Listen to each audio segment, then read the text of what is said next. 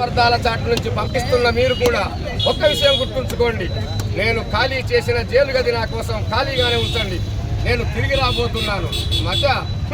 గతి తప్పిన చట్టాన్ని గమనంలో పెట్టడానికి సతి వదిలిన సుతలను మృతుల రక్తంతో తుడుస్తాను. ఇన్నాళ్ళు నిర్దోషిగా శిక్ష అనుభవించి నలిగిపోయిన నేను ఈసారి దోషిగా నవ్వుతూ తిరిగి వస్తాను.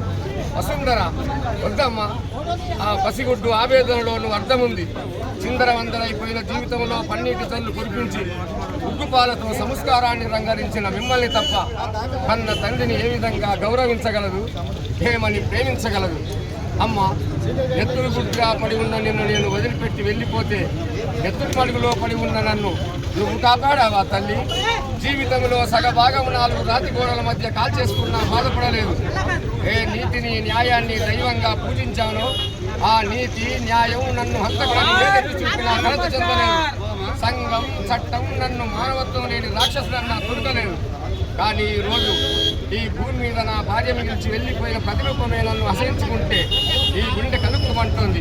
చరిత్ర పుట్టుల్లో ఉన్న నగర సత్యాన్ని వెళ్ళగక్కమంటుంది.